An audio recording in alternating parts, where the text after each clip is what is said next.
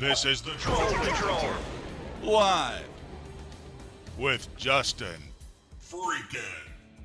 Welcome to the Troll Patrol, live. It's a freaking Wednesday. I'm a little bit late tonight because the first time I went live, YouTube, Twitch, everything said error. So I had to start everything over, reboot everything up, and here we are. Welcome. Fantastic show for you here tonight. Representative Marjorie Taylor Greene has compared the Biden vaccine efforts to the Nazi brown shirts.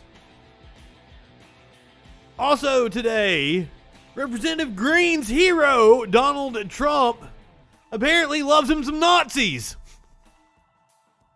The Alabama Attorney General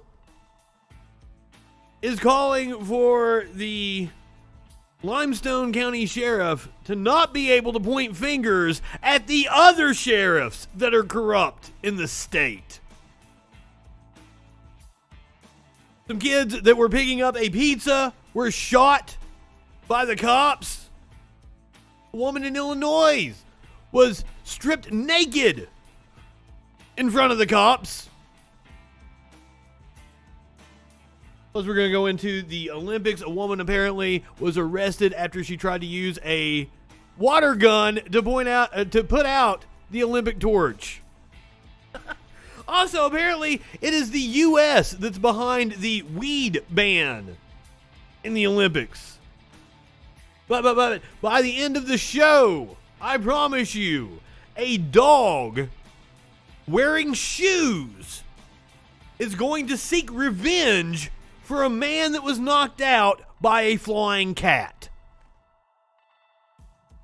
A dog wearing shoes is going to seek revenge for a man knocked out by a flying cat. That's how we're going to end the show tonight. But first, breaking news, apparently Rudy Giuliani. Do you think we're stupid? You think we're fools? Yes. Apparently, that's why you got your license suspended in D.C. after having it suspended by New York, I think last week. A month after New York's appellate court suspended Giuliani's law license. My, how time flies. But the top story tonight, we're going to go to a former slave colony of the U.S. Haiti's president allegedly, he was assassinated, and allegedly the assassins were caught on video posing as DEA agents. We're going to get to see the video. The heavily armed gunmen who appear to have killed the president of Haiti were caught on video claiming to be DEA agents. Video shows at least 5 assailants wearing bulletproof vests and carrying large weapons who appear to be standing guard outside the president's home while the assault is taking place.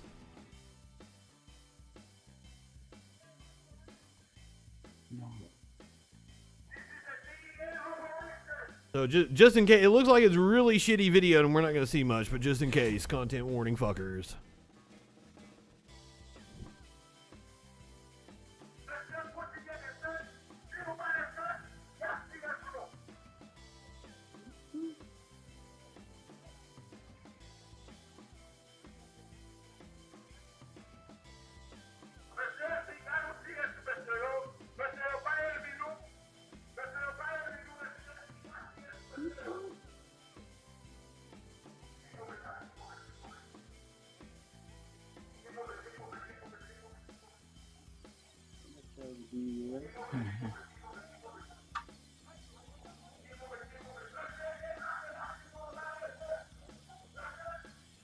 Originally, I thought this was like a security camera video, but it appears to be somebody's cell phone from a balcony. Quite a ways away. You can't really make out what's going on. Police haïtien, oui. Police haïtien mélangé avec blanc. Ça blanc yo même yo ouais nèg haïtien au courir en l'air là. Nèg Jovenel yo.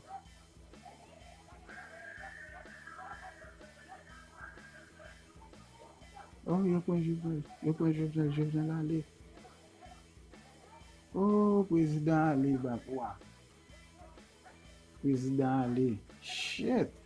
Shit. Ou pe yon nèg ap dezame nèg Jovenel yo? Ah, président ale.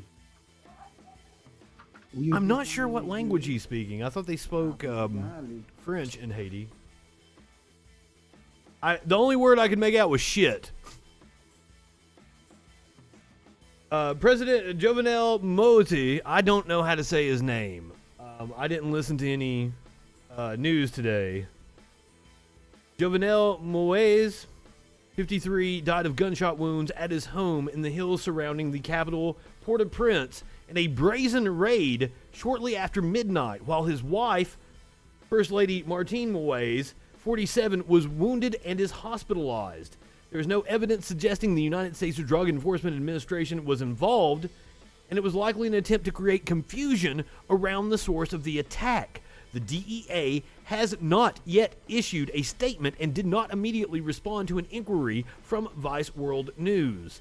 A statement from acting Prince Minister Claude Joseph said that the assailants were not DEA, but mercenaries, some of whom also spoke Spanish, in an apparent attempt to blame external forces. The dominant language in Haiti is Creole.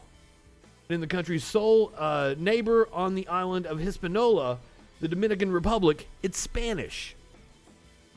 In a statement, President Joe Biden condemned the murder of Moïse, calling it a heinous act, saying that the U.S. was ready to assist to continue to work for a safe and secure Haiti. In October of 2015, Moïse received the most votes according to official tallies in the first round of the presidential election, but he didn't win enough to avoid a runoff, and a vast discrepancy in the percentage he supposedly won compared with exit polls led to allegations of fraud and widespread protests. The ensuing runoff election, which was delayed due to the unrest, was boycotted by many, and only about a fifth of eligible voters cast a ballot.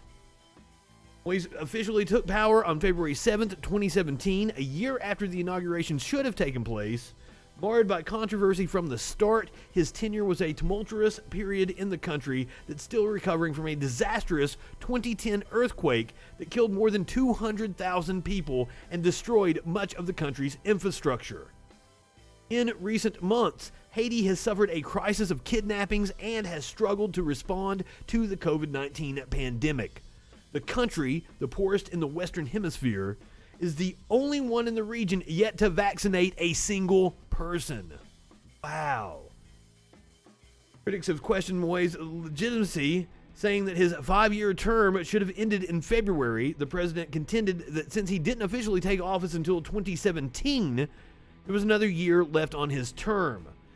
That same month, authorities arrested opponents whom the government said were plotting a coup, releasing a video that suggested the attempt was masterminded by a former U.S. State Department official. There doesn't appear to be any evidence to support such a wild claim. Legislative elections have been delayed indefinitely since October 2019 in the absence of a parliament. The president had been ruling by decree, leading many to compare him with past dictators. Recently, the head of the Supreme Court died of COVID-19. Wow! With few elected officials and weak institutions, the murder of Moïse is likely to create a power vacuum that could bring more violence and unrest. Yeah, it sounds like it's a failed state. Holy shit. Well, we'll be keeping an eye on that.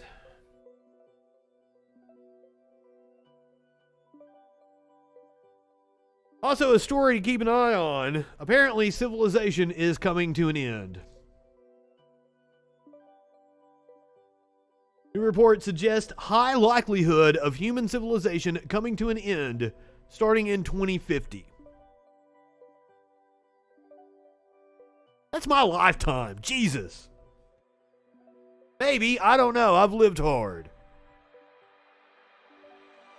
A harrowing scenario analysis of how human civilization might collapse in coming decades due to climate change has been endorsed. Oh, we got a Smokey.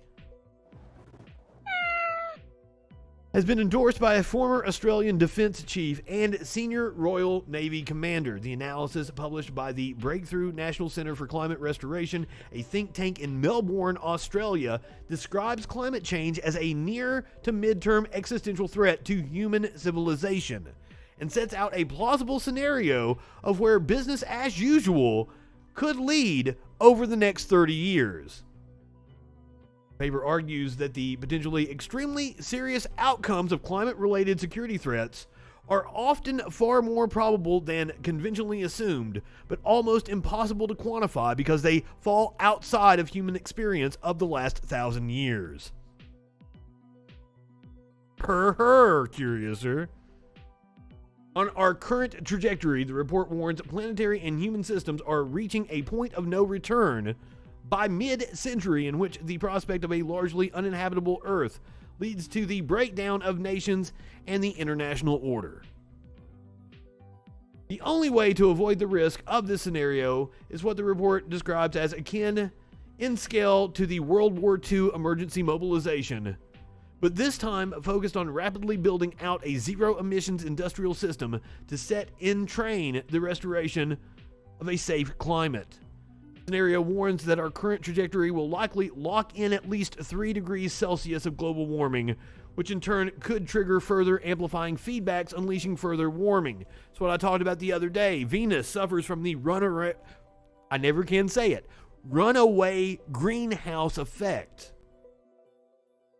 Or just like the ice melting in the ocean causes the ocean to absorb more sunlight instead of reflecting it back up, therefore causing the Earth to get even hotter than it would have.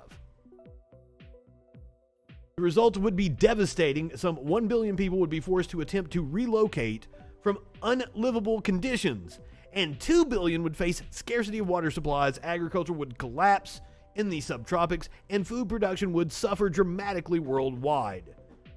The internal cohesion of nation states like the US and China would unravel.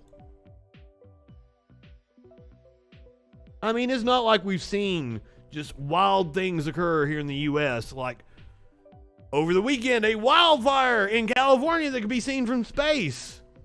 Or, the ocean being on fire. Widely circulated video from last week.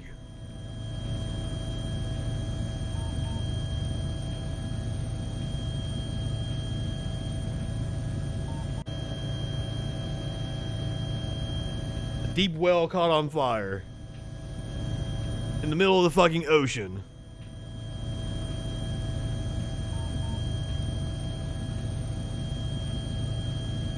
But of all the alarming things that we have seen, this one might be the worst. How Jacobad in Pakistan crossed a temperature threshold too extreme for human tolerance. This was one of the tipping points that was predicted that we wouldn't reach for like another 50 years. And it happened just the other day. Jacobad, located in the Sindh province of Pakistan, has always been notorious for its scorching summers when high temperatures and humidity send the city's 2 million residents running for cover. According to recent research, the city has officially surpassed the threshold temperature which human beings can withstand. Mercury levels in the city can soar to life-threatening 52 degrees Celsius, that's 126 degrees Fahrenheit. The grim milestone was crossed, albeit briefly, decades ahead of predictions based on climate change models. The situation is made worse by the fact that blackouts are common and few have air conditioning to combat the blistering heat. During these months, the city also witnesses a spike in cases of heat strokes, heat-related illnesses, and death. Jacobad is situated along the Tropic of Cancer, which means that the sun is nearly overhead during the summer months. The mixture of heat and humid air from the Arabian Sea has contributed to the city crossing temperatures of 52 degrees Celsius, which could potentially be fatal for human beings, according to a study conducted by Colin Raymond, Tom Matthews, and Radley Horton last year. Based on available global weather data, the researchers found that Jacobad and Ras Al Khaimah are the only two cities in the world to have crossed this dangerous temperature threshold. So they were actually researching it and found out that it did it like last year. Damn. Hey, Smokey. How you doing, buddy?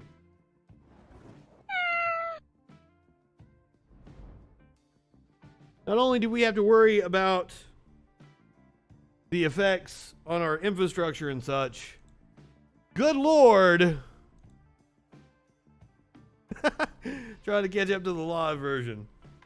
What's up, RB? We've also got to contend with the pandemic that still rages on. The Delta variant has become the dominant COVID strain in the U.S., according to the CDC today. We're on the Daily News, so there's a hell of a lot of ads. The Delta variant, a highly transmissible mutation of COVID-19 initially detected in India earlier this year, is now the dominant strain in the U.S. We also have the Delta Plus variant. The Centers for Disease Control and Prevention on Tuesday revealed the variant, known as B1617.2, accounted for more than 51% of all new coronavirus cases nationwide as of July 3rd. So now, how do the vaccines protect against it? We have some information coming out of Israel to let us know. The Israeli government says its analysis has shown the Pfizer BioNTech coronavirus vaccine appears to be less effective against infections caused by the Delta variant compared to other strains. Are coming back. The Los Angeles Department of Public Health recommending residents wear a mask in public indoor spaces, even the fully vaccinated. This coming as Israel is now mandating people wear masks indoors, and Australia imposing new lockdown measures affecting 10 million people there. Up front now, Dr. Jonathan Reiner, who advised the White House medical team under President George W. Bush. So, Dr. Reiner, look, through most of the pandemic, obviously you were get the mask on, get the mask on. But when people were vaccinated, right, you were an early proponent of saying, look, the right thing to do here is take your mask off if you are vaccinated. I think that they did that as an incentive, and it was the wrong thing to do. What can happen when you get the vaccine? Where do you stand now when you think about this variant that's now spreading and these mask mandates starting to come back? Yeah, hi, Aaron. I think these mask mandates are a way to get the unvaccinated to wear masks. We don't really have a way to know right now out in public who's masked and who's unmasked, right? Who's vaccinated and unvaccinated? And who's unvaccinated. So if we need to get masks back to protect the unvaccinated, we have to mask everybody up. There's very little risk. And I've said it all along. I want to take the onus off of business owners and the workers. We need the government to mandate it so shitheads don't go into the fucking dollar store and harass the cashier. To folks who have been vaccinated, particularly with the mRNA vaccines. Recent data out of the UK shows that vaccination has about a 96% efficacy in preventing hospitalization against Delta. Oh, okay. Delta is almost 60% more transmissible than Alpha, and Alpha was more than 50% more transmissible against the original wild type that came out of Wuhan. And if you are unvaccinated now, this virus is looking for you. Yes, yeah, we are going to be living with it the rest of our lives. It's just a thing. We're going to have to take a vaccine every year. You're right about it being the new flu. However, it hasn't done all the damage it's going to do yet. Like, this fall is going to look horrible. I don't know. Like, we're not to where we can just carry on and ignore it. Government has added that the vaccine was now 93% effective at preventing severe disease and hospitalizations. But as I said, I'm pretty sure Sparkles has it right now. She's not very happy about that. She's fully vaccinated. She's not in a hospital with a ventilator, but she still says it sucks ass. Oh, it's more like when we were talking about it like being like the flu, that wasn't what we were talking about. Like it's here. We're gonna have to deal with it. Now the flu actually started out as a pandemic, and it's just one that we've had to deal with. Like, that's the thing. So you mitigate the risk and everything, but like, we're going to be living with it. There's no way to contain it anymore. Thanks, idiots. Not my chat. My chat is not the idiots. People like Representative Thomas Massey from Kentucky. Massey says soldiers will quit if the COVID vaccine is required in the military. Somebody check. There's like fucking 600 or something vaccines already required or some shit like that. I might be wildly off. I don't know. Might have been 60. I'm from Kentucky. Kentucky GOP rep Thomas Massey took heat and won praise over the 4th of July weekend for tweeting that members of our voluntary military contacted him threatening to quit if ordered to take a COVID-19 vaccination.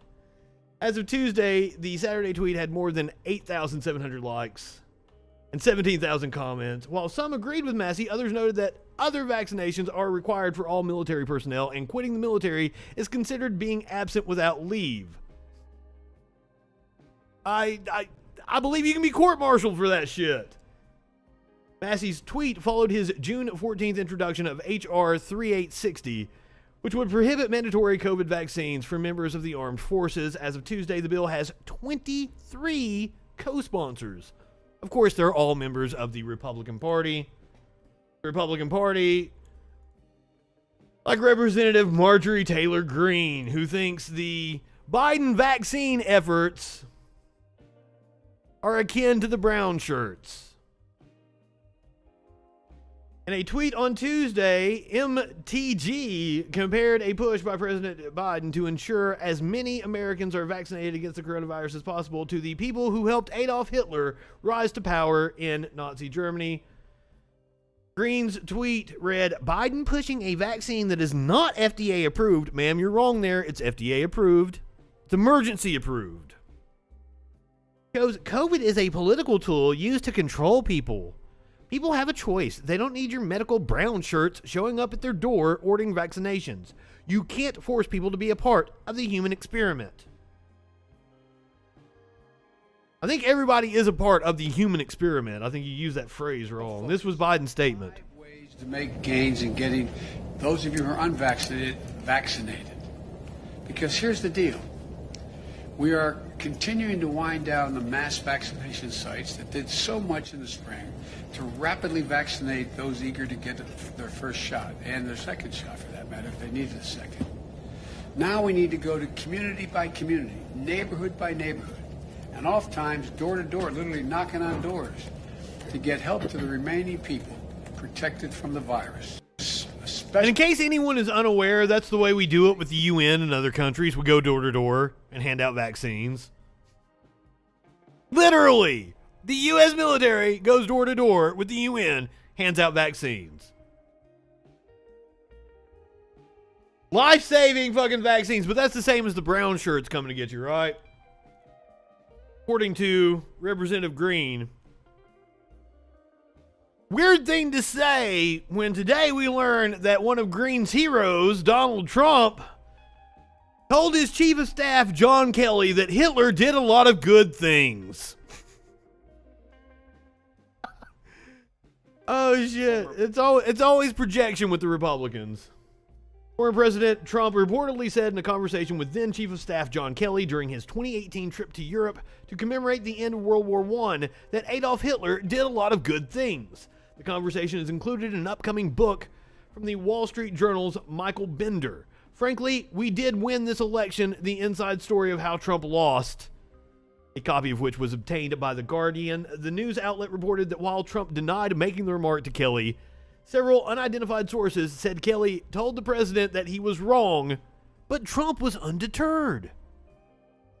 While Trump cited Germany's economic recovery under Hitler in the 1930s, his chief of staff reminded the president which countries were on which side during the conflict and connected the dots from the First World War to the Second World War and all of Hitler's atrocities. Kelly reportedly continued to push back on Trump's alleged claims and argued that the German people would have been better off poor than subjected to the Nazi genocide.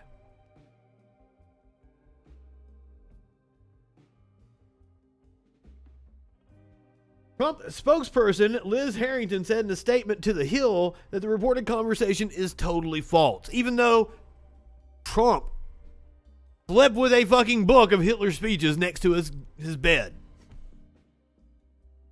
Kelly departed his role as chief of staff at the beginning of 2019 after serving in the position for about 17 months and became a vocal critic of Trump.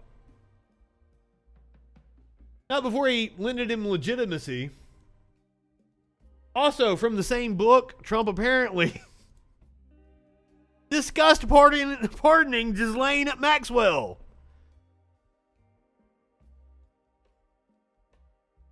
Former President Trump considered issuing a pardon to Jeffrey Epstein's associate Ghislaine Maxwell shortly before leaving office, according to the new book. Oh, this is a different book. This is a book from Michael Wolff. Business Insider reported Tuesday that Wolff wrote in his new book, Landslide, that Trump took a sudden interest in Maxwell's case. Has she said anything about me? Trump reportedly asked about Maxwell. Is she going to talk? Will she roll on anybody? Oh my God. Well, I mean, Trump is on record saying Epstein was a good friend of his and they both like young women. Absolutely. Racist, willful ignorance. Maxwell is being held in a New York jail on child sex trafficking charges. She has pleaded not guilty, and her requests for bail have been denied.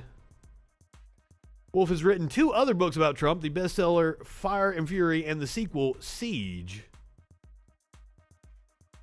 When the second book came out, I wondered why he was able to get access to Trump again. I know, if it's true, he just fucking admitted he was involved in it. Well, it's like I said to all the people when the Epstein didn't kill himself shit came out. I'm like, well, who is over the Justice Department right now? Who's over the DOJ that would have the power to send somebody in and have Epstein not kill himself? It absolutely is an admission.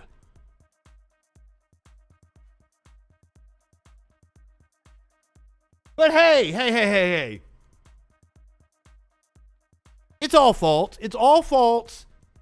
And not only that, but Trump is going to be the Speaker of the House after the next election. Matt Gaetz has a wild new plan to make Trump president again.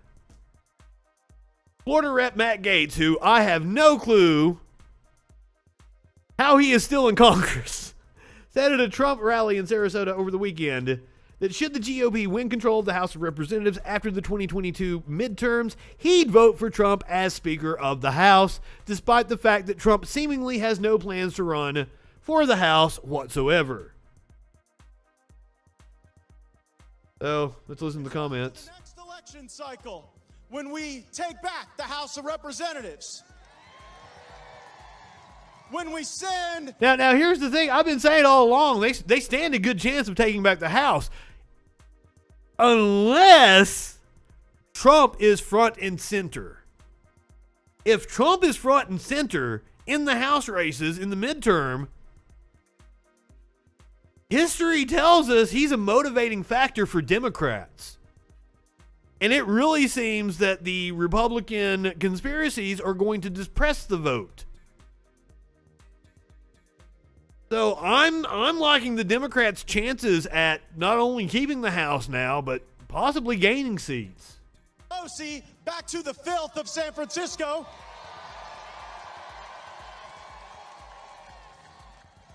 My commitment to you is that my vote for Speaker of the U.S. House of Representatives will go to Donald J. Trump. Now, an update on the Matt Gaetz situation. Apparently, his buddy is asking for more time down in Florida because he wants to cooperate with the feds more. Interesting. The Trump as Speaker strategy has been floating around the right-wing internet for months.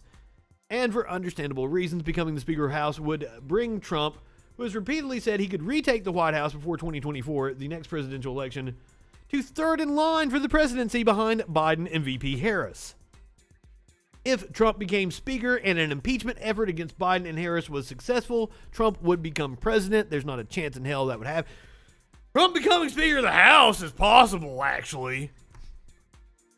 Far more likely than he becomes president again that way. Because as we saw, you would need 2/3 of the Senate. That ain't fucking happening. The only flaw in this theory is that, as was the case with Trump's 2 impeachments, the Senate would need 2/3. Yep. It's also the very small matter of Trump showing little interest in running for the House. Trump called the idea very interesting during an interview with right-wing radio host Wayne Allen Root last month, but soon walked it back, later telling Fox Business that it was highly unlikely he'd run for office in 2022. But although there's no precedent for choosing a House Speaker who isn't actually a member of the House, the Constitution is ambiguous on the question, saying only that the House of Representatives shall choose their Speaker and other officers. And interestingly enough, several non-House members were nominated as Speaker in 2019 after the Democrats took the House, including Biden. But actually making a non-House member Speaker would be a historical first. And as constitutional scholar David Forte told NBC News in 2015, the people who wrote the Constitution meant for the Speaker to be an actual member of the House. It would have been unthinkable for the most populous House not to have a leader be part of the representatives who are elected by the people. A friend of mine agreed. This is Trump speaking about it. Fighting, and I guess they don't like people that do that. But he's somebody who's very special in so many ways. And he's a very brave guy, Matt Gaetz. Accused sex trafficker Matt Gaetz. Thank you, Matt. A friend of mine, a great guy. He's. Now I didn't put the story in here because it's all PR. It's a PR stunt. He's suing Facebook, Twitter, Google, whatever. If he actually goes through with the lawsuit, it will get dismissed. Not a chance in hell that it goes anywhere. But now, in terms of Trump legal matters, this one is interesting. Ivanka Trump could be the next target for Manhattan's district attorney, according to a former federal prosecutor. Manhattan District Attorney Cyrus Vance Jr. on Thursday charged the Trump Organization and its chief financial officer, Alan Weisselberg, with tax crimes as part of the investigation into whether Trump's company committed financial crimes. Cynthia Oxney, a legal analyst for MSNBC and a former assistant district attorney in Brooklyn, New York, said on Monday that the indictment unsealed last week indicated that Ivanka Trump could be next to face charges. He told MSNBC it's an opening salvo. Ordinarily, or quite often, New York state indictments are not as detailed as this. And the prosecutors went to an amazing amount of effort to show Weisselberg we have everything we need. And they're really not only pressuring him to flip, but the amount of detail in this indictment tells me they're trying to tell other people, you have got to flip because we have everything.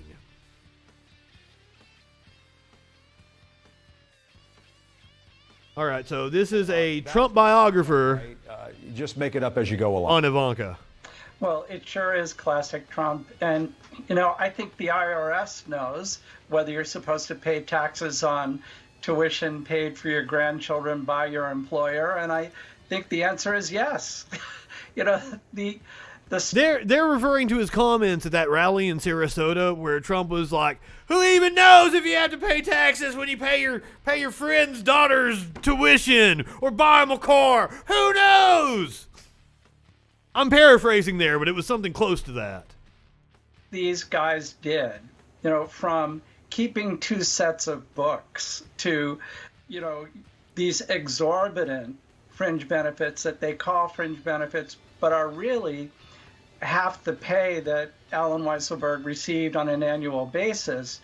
It's all so obvious. The thing that really strikes me about all of this is how unsophisticated it is. This is just... Well, have you seen Trump?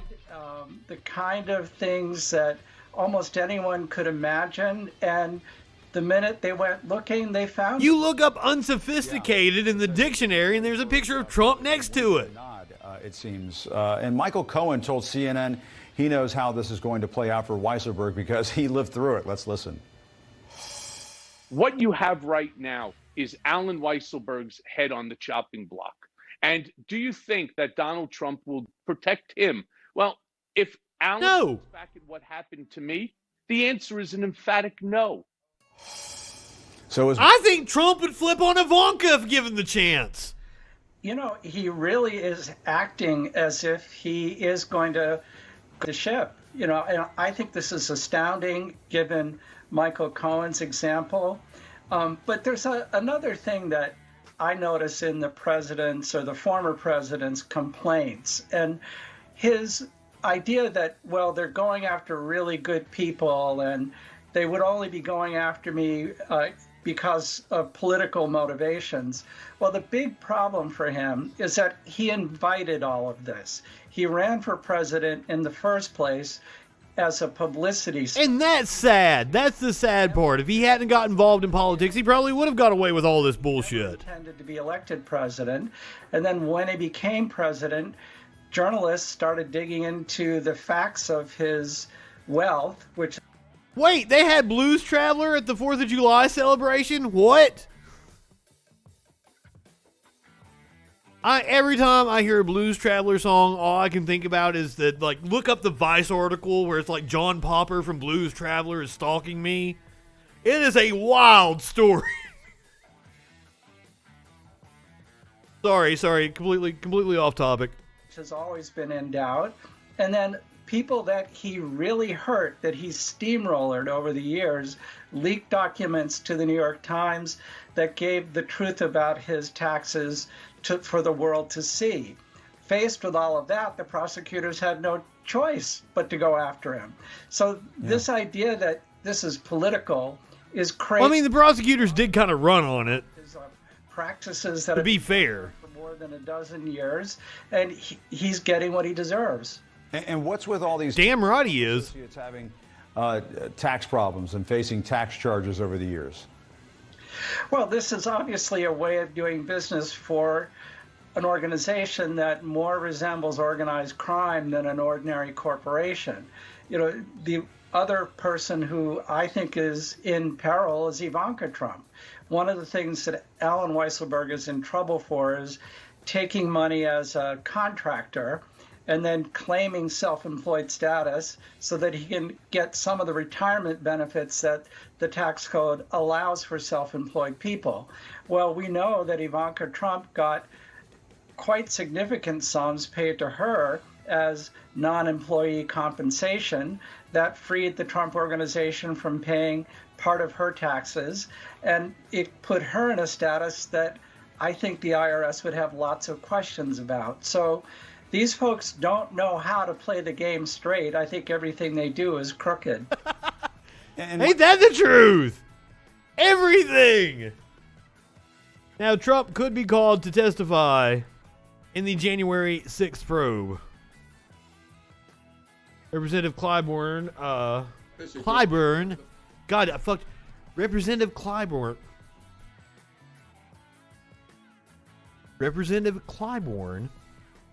Boom! Then on Sunday, that Trump could be called to testify. They should go wherever the facts lead. They may be able to get what they want and need without him testifying. I would not want to see a former president testifying in such a situation as this. But if that's what it takes in order to get to the bottom of this, you wouldn't want it? More than any one person. Why the fuck wouldn't you want? Why wouldn't you want it, Clyburn? Got it, Clyburn. You're on my shit list, son. After what you did to Bernie last year. On Wednesday, the House voted to create a select committee that would investigate the January 6th Capitol insurrection.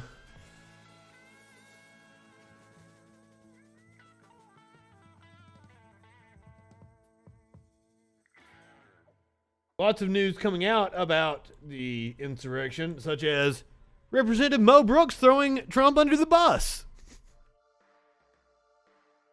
This is from the Alabama Political Reporter.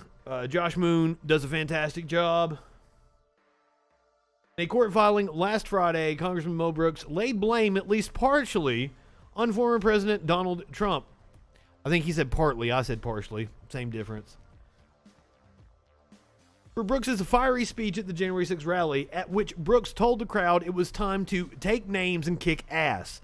The filing claimed Brooks would not have been speaking at the rally if not for Trump's invitation, and said the content of the speech was cleared by the White House. So he's just saying, I'm doing what Trump told me to. The filing came in response to a lawsuit filed by Representative Eric Swalwell against Brooks and 3 others, including Trump, for inciting the January 6th insurrection that resulted in 5 deaths. Thanks to his speech, his involvement in the planning of the Trump rally, and his insistence on pushing the big lie, Brooks has been a central figure in the national outrage over what was one of the ugliest scenes in the history of the country. Brooks has run from the heat, offering an ever-changing list of excuses and explanations and blaming an odd assortment of people. Here's how his story has shifted and changed over the past 6 months. By the way, Brooks is running for Senate. He is running to replace Richard Shelby. First, Brooks claimed Antifa did it. The day after the Capitol attacks, Brooks began pushing the bogus claim that Antifa or some other leftists were responsible. 2 days after the Antifa lie on January 9th, Brooks tried a new tactic, defiance. I make no apology for doing my absolute best to inspire patriotic Americans to not give up our country and to fight back against anti-Christian socialists in the 2022 and 2024 elections. I don't think that's what he was talking about.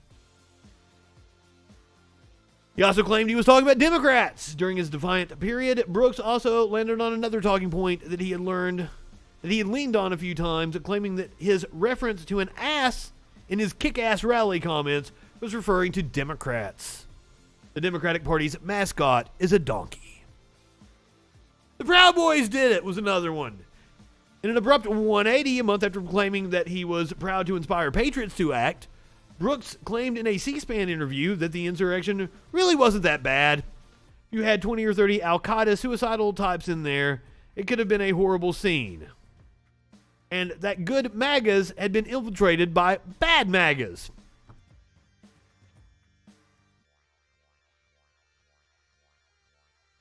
Later in March, Brooks told AL.com that the attack wasn't his fault, but was instead fools who stormed the Capitol. Gone were the references to Antifa and leftists. In a court filing responding to Swalwell's lawsuit, Brooks said his involvement in the January 6th rally and riot was merely his way of best representing his constituents. Whoa! Brooks claimed in the filing that he was only doing his job and representing the will of my constituents. By the way, I am one of Mo Brooks' constituents. He is my congressman. Mo, you were not representing me, you treasonous piece of shit. In the same court filing, Brooks also blamed the former president for his fiery speech. Brooks said in the court documents that he never would have been at that rally speaking had it not been for an invitation from the Trump White House. What do you say? Good Christian, what the fuck?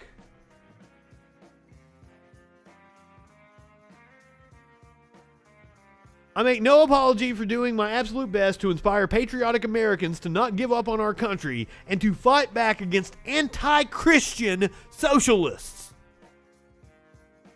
Anti-Christian socialists. The FBI says it has infiltrated a militia-style group's Bible study after tracking a suspect in the Capitol riot.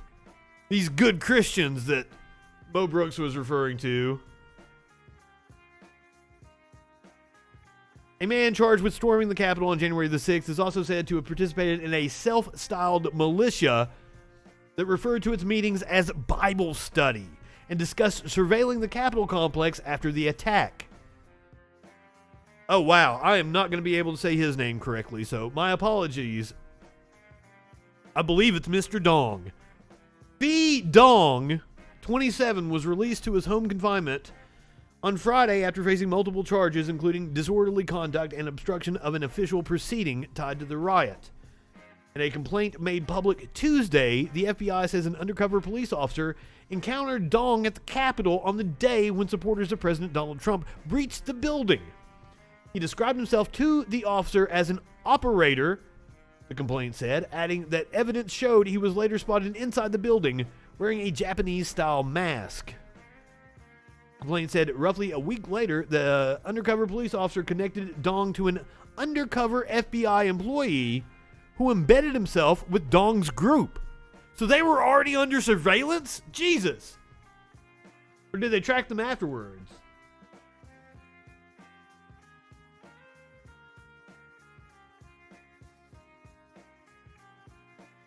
The way it said it doesn't really let us know. The complaint said roughly a week later, the undercover police officer connected Dong to an undercover FBI employee who embedded himself with Dong's group. Speaking with the FBI contact, Dong said that he was part of a militia-like cloak and dagger group that can't be out in the open, and that his job was to find like-minded men to prepare for a worst-case scenario for Virginia. This is a quote from him in the complaint. I'm kind of at the point right now that I'm writing letters. I can't see the whole thing. Ah, shit.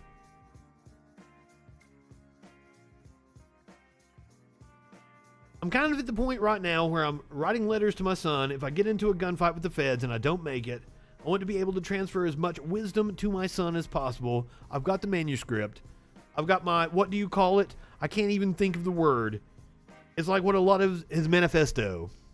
Okay, he goes on to say manifestos. I'm writing my manifesto to my son about, like, don't be consumed by the propaganda.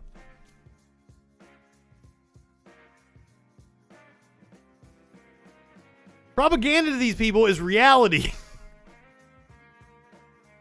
Ah, Jesus.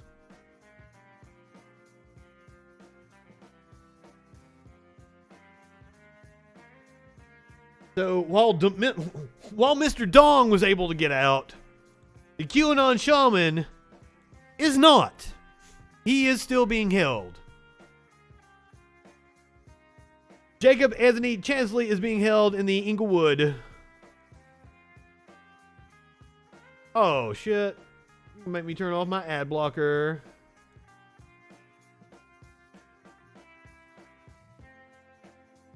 He's being held in the Eaglewood Federal Correctional Institution.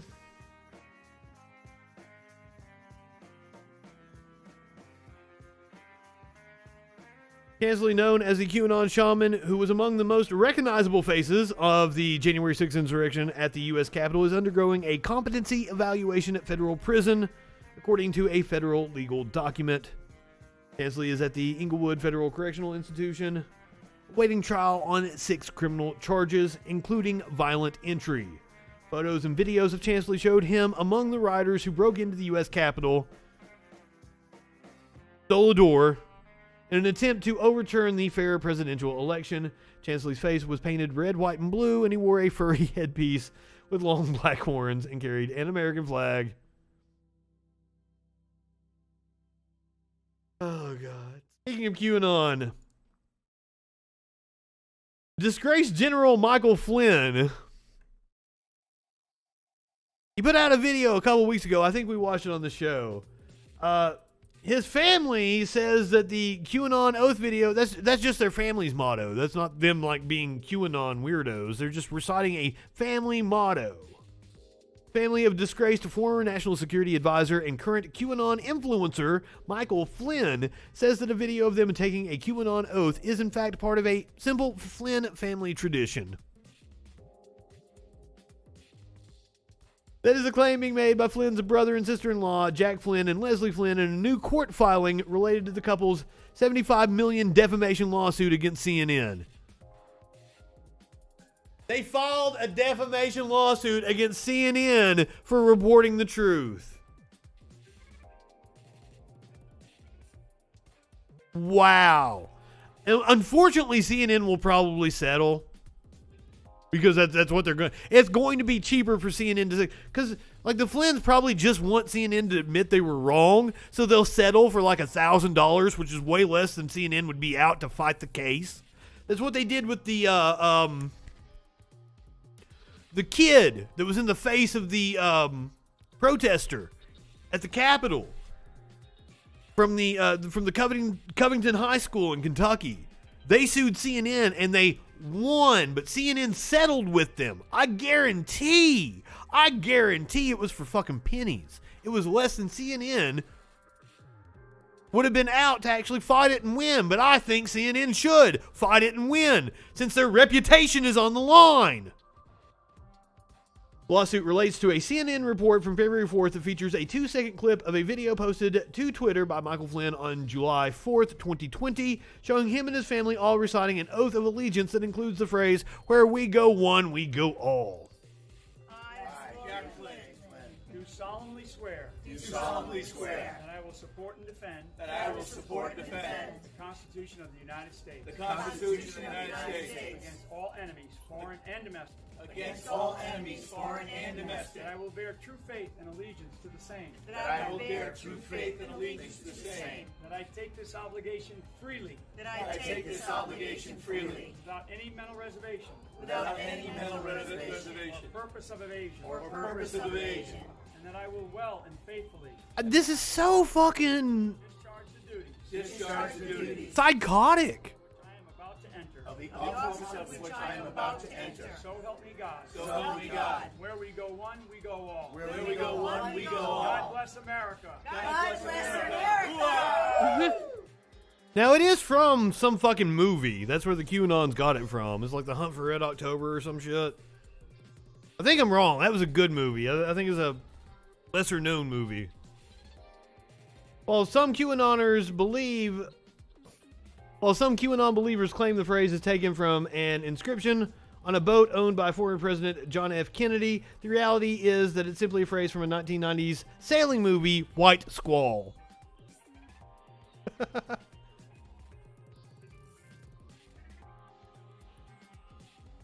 This guy on Twitter says, "I'm not a lawyer, but it's bizarre to see anyone argue that the digital soldier oath doesn't signify support for QAnon or isn't an oath." Agreed! But their filing says it was not an oath of allegiance to QAnon or any kind of oath at all. It was simply a family July 4th statement of support for each other. But the argument that was all just an extraordinary coincidence of having a family motto that exactly mimics a well-known QAnon phrase is somewhat undermined by the fact that Michael Flynn shared the video on Twitter alongside the QAnon-linked hashtag, #TakeTheOath. So, like, they don't have a case against CNN. That's what they're hoping for, is that they settle. Promise you. What'd they say? 70-something million? $75 million defamation lawsuit for reporting the facts. Now, the QAnons are kind of upset. That was a Ridley Scott movie? I did not know that. I've never seen it. QAnon is mad at Trump World Twitter clone Getter because of all the porn. They're upset about a free speech site having a lot of porn. Wow. QAnon followers are angry that Team Trump's new social media platform is allowing users to mock them and post porn and bad words and stuff. Getter is the Twitter clone that is literally stealing content from Twitter, launched by Jason Miller, a former senior advisor to former President Donald Trump. The app will be officially launched on Sunday. I guess it was last Sunday. Or maybe it's this one. I don't fucking know. Oh, it launched on the 4th of July. Okay, this article is from July 2nd. Apparently, it's already been hacked a few times. The app, which is full of privacy and security bugs, is positioning itself as the latest social network to be the last bastion of free speech on the internet. Getter's own tagline makes it clear that this is not a platform for snowflakes. fighting cancel culture, promoting common sense, defending free speech, challenging social media monopolies, and creating a true marketplace of ideas. But that defense of free speech doesn't extend to pornography or bad words. According to the app's own terms of service, the company reserves the right to address content that comes to our attention that we believe is pornographic, as well as material it views as offensive, obscene, lewd, lascivious, filthy, violent, harassing, threatening, abusive, illegal, or otherwise objectionable or inappropriate. That was close to being a George Carlin bit.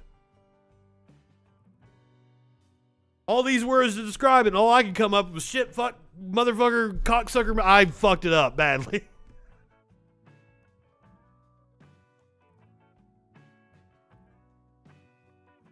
The 7 Deadly Words, I believe is the name of it. Sears, Kmart, cool shirt, calling Ashley Babbitt an American patriot because... What? What?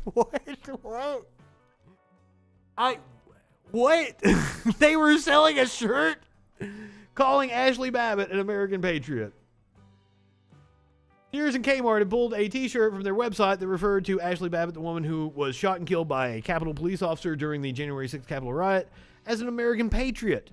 The shirt, which also included a faded black and white American flag, prompted backlash from social media users Tuesday after Vox's Aaron Rupert tweeted a screenshot of the item of clothing, as well as the links to the product on Sears and Kmart's website.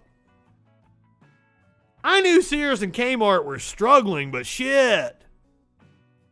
They really have to jump on to the conspiracy theory bandwagon? Hours after Rupert's initial tweet, the official Sears account responded, writing that the product was no longer available for purchase. Apparently, they tweeted back to Rupert that they thank him for bringing this product to their attention.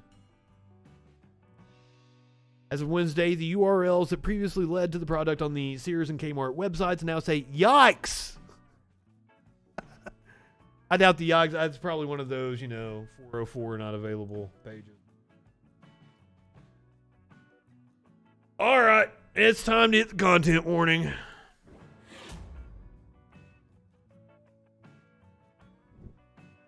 This one's going to break your heart. Remember the young lady who filmed the George Floyd death? She won an honorary Pulitzer Prize. She had some horrible news to share last night as the Minneapolis police crashed into her uncle and killed him as they were pursuing someone else. This is a scene of the wreck that the cops caused. Darnella Frazier posted, I honestly can't believe I'm making this post right now. I'm so hurt. Nothing feels weird. Nothing feels real. I woke up to the most horrible news. Minneapolis police killed my uncle. Another black man lost his life in the hands of police. I've said it over and over again. The police have no business pursuing people. Get a license plate. Fucking, you go to their house, whatever the fuck.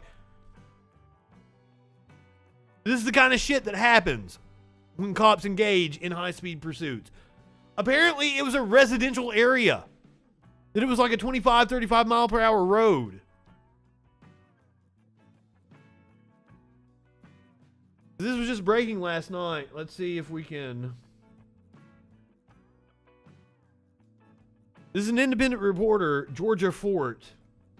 She's fantastic. I encourage you to follow her.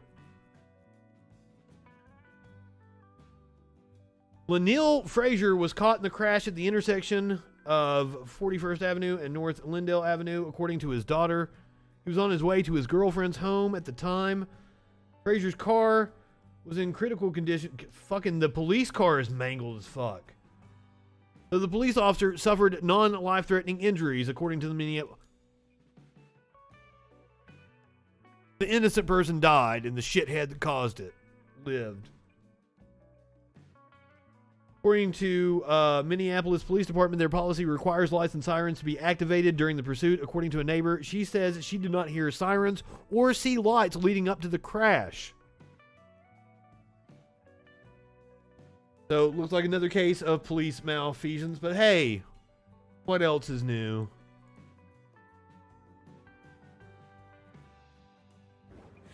Let me hit it again, because cops in Rhode Island decided to shoot a group of teens that were picking up pizza. And it was an off-duty cop, too.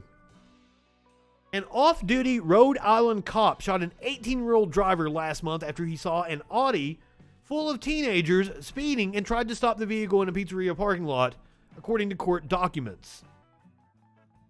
Now Pawtucket... Wait, Pawtucket is a real...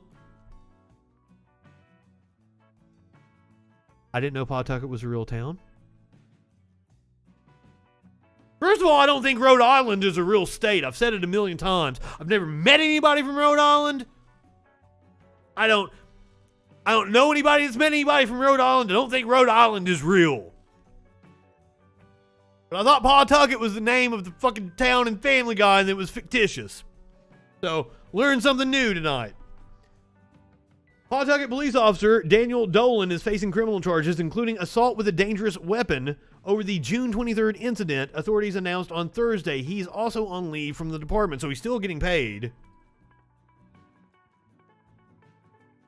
We've got surveillance video from the Wicked Good Pizza in West Greenwich, which shows the moments when an off-duty Pawtucket police officer shot an 18-year-old man.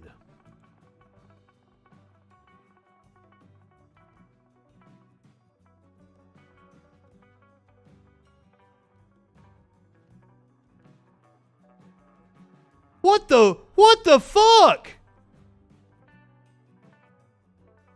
He's in a work truck. That's like a GMC like 3500 or some shit with a modified flatbed in the back. Yes, I canceled Rhode Island. Were they a swinging couple, RB? Is there fun in Rhode Island? What the fuck indeed? So, apparently this dude, it doesn't even look like the car that he's chasing was speeding. That's his reasoning. This is a man in not an official vehicle, not in uniform. Looked like he was just cornering them in a parking lot. I think there's something more to this. This looked like a fucking ambush. Not that he was just an off-duty cop that saw somebody speeding and was like, "Oh, I need to do something about this." Look at this dickhead. Pulls the gun right out. Okay, oh, that was his badge. But he's got his gun too.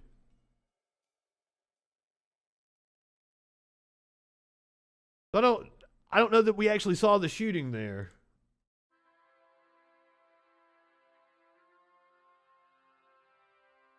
The Audi's driver, Dominic Vincent, survived the shooting but suffered a fractured humerus bone, according to Howe. The incident, which was partially captured on surveillance footage obtained by WPRI, has also traumatized him and the other boys in the vehicle. I bet! Vincent told investigators that he and two other teens in the Audi were picking up snacks and a pizza ahead of a basketball game and sleepover that night when the officer's large white pickup truck attempted to suddenly box them in. Dolan said the Audi had sped past him on the highway, traveled in the breakdown lane, and overtaken two vehicles. He wanted to talk to the driver and prevent him from possibly injuring somebody. But since Dolan was off duty, he wasn't driving a police vehicle or wearing his uniform, so Vincent didn't know if he was a real officer, he told investigators. Of course! Vincent did, however, spot Dolan's badge and gun. Vincent told investigators he was panicking at the time and that Dolan screamed he was going to shoot him. After that threat, the teen said he put his foot to the floor according to the charging documents. Dolan told investigators he believed he was about to be hit. The kid was backing up because you were coming at him with a gun! Oh my God! The off-duty cop, Dolan, told investigators he believed he was about to be hit, but Vincent said the vehicle was only moving 2 or 3 miles per hour. We just saw the video. Cops fucking lie. Dolan told investigators he thought that if Vincent drove forward, he was going to take me onto the roadway with him and kill me.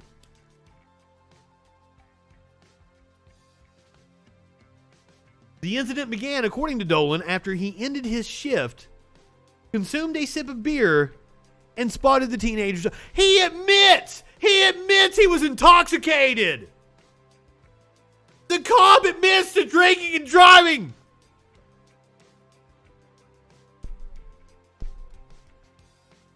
It says at the scene, Dolan submitted to a field sobriety test, which he passed. He displayed a 0 blood alcohol content in his preliminary breath test, according to the charging documents, but I wouldn't doubt that the cops lied on his behalf.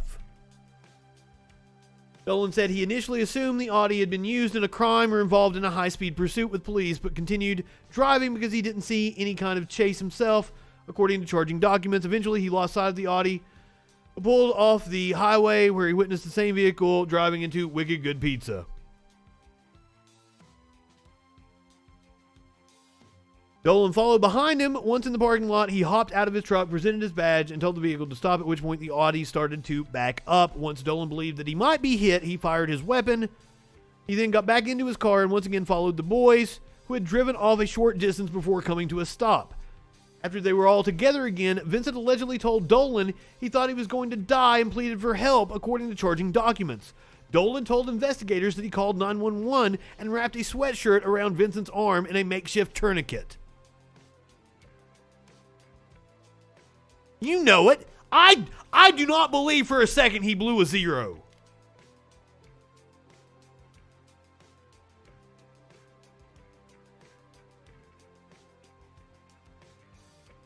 Wow. Dolan is scheduled for an arraignment on July 16th, according to a statement from the Rhode Island Attorney General's office, which investigated the incident along with other law enforcement agencies. Fucking shit. And another one. Oh. Exactly! The whole feared for my life bullshit. This one is also infuriating. Black woman was pinned down and stripped naked while male officers watched. They said it was at the scene. So, an hour later, probably. I don't believe. This sounds like he was fucking drunk. After being arrested for allegedly driving drunk, a 31-year-old mother of 3 was taken to an Illinois jail where she was held down and forcibly stripped naked in front of male officers. Corrections officers say the woman, Ariel Harrison, was uncooperative and that they only removed her clothes because she wouldn't comply with their orders to undress. You don't search somebody for a DUI. But she says she was afraid of being sexually assaulted, which she should be, knowing how prevalent it is with cops. It's something like 27 states. It's not even illegal for a cop to rape you.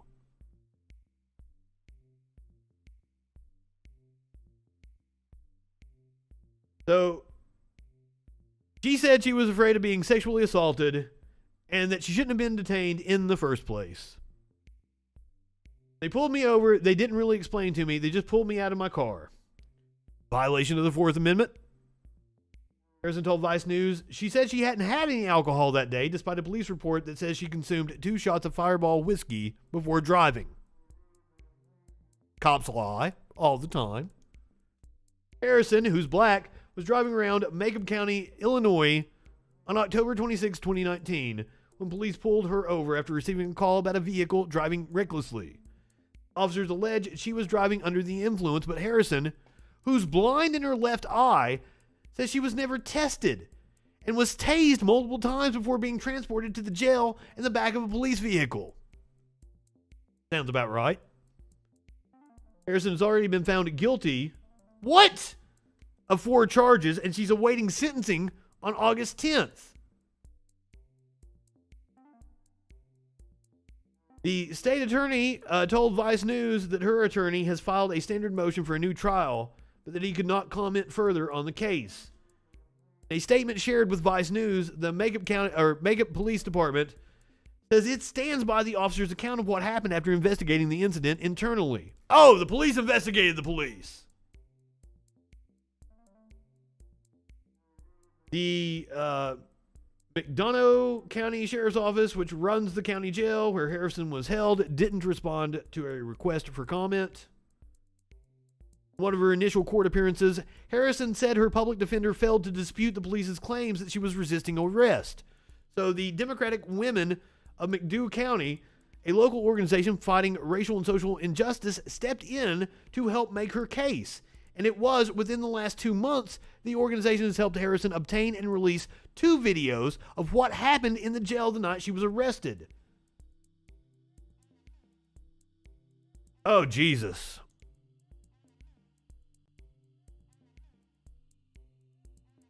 So, content warning.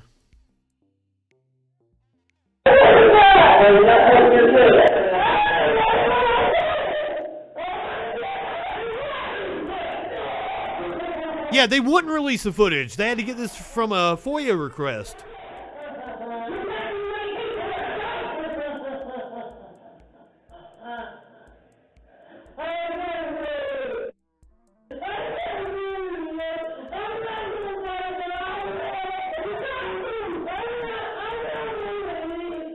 This is inhumane. And look at that cell. That's inhumane.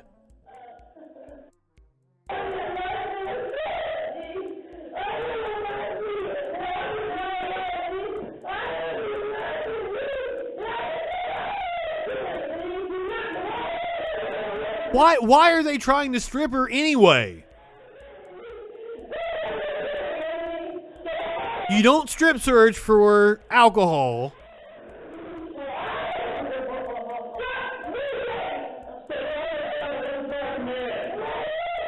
She shouldn't have had to change out to a jumpsuit before her arraignment.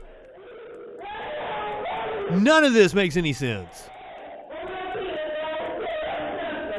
This poor woman. Hey, right-wingers, this is the state doing this to an American citizen.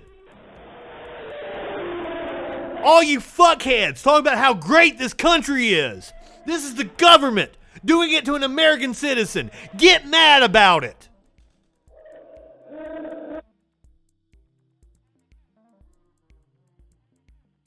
Wow.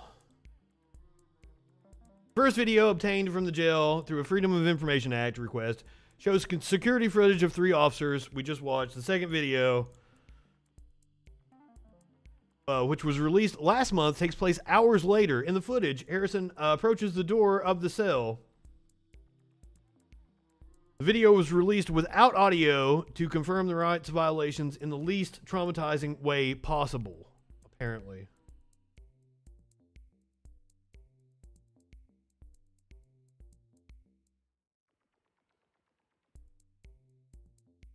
Already suffered a head injury, a period of unconsciousness, multiple tasings.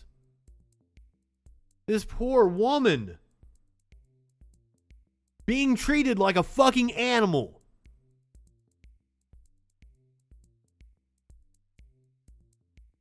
Pointing a taser at her again.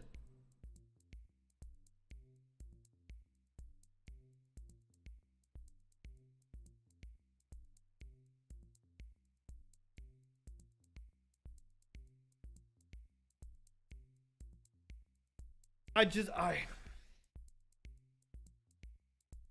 is exactly what our Constitution is supposed to protect us against.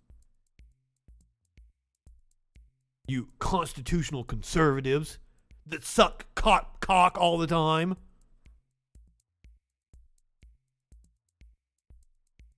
Still got the taser pointed at her. She's just sitting there. She doesn't want to take her fucking clothes off in front of you pigs. Of course.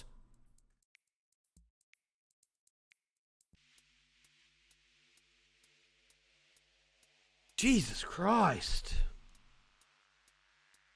Land of the free my ass. No, Right-wingers just want you to recite, like, we're the greatest country ever. We can do no wrong and not get pissed off about this shit.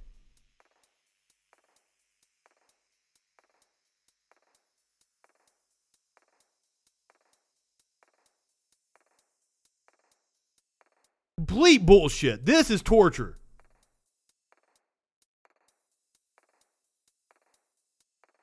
And it really seems like this woman did not get proper legal representation, also against the Constitution.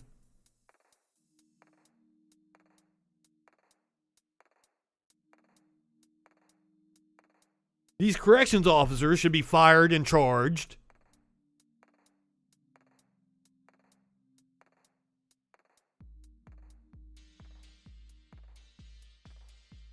Oh my God. And I can't believe. Imagine how embarrassing it is to have footage of this happening to you.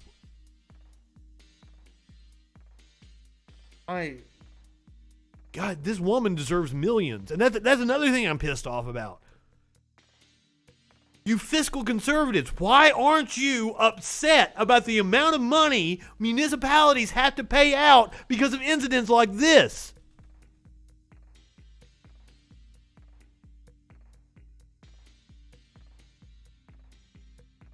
All three of these pigs are pieces of shit.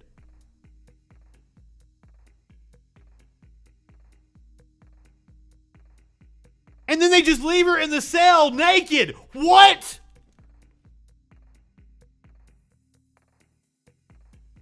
I don't even know what their purpose was of stripping her down.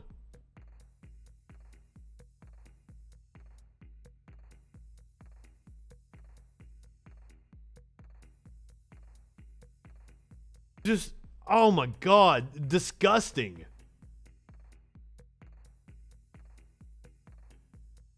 Instead of giving Harrison privacy to follow the orders, the video shows the female officer with the taser beginning to remove Harrison's top as the male officer watches.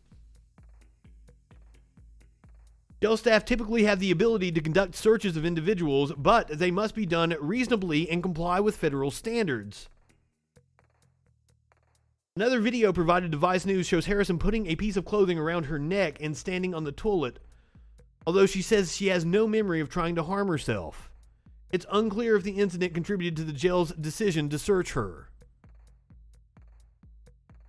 Harrison, who is currently staying in Chicago to avoid further harassment from the police in Macomb County, says she spent a total of 6 days in jail before she was released on bond. Just by their charges, accusing her of DUI, she should have been released the next morning.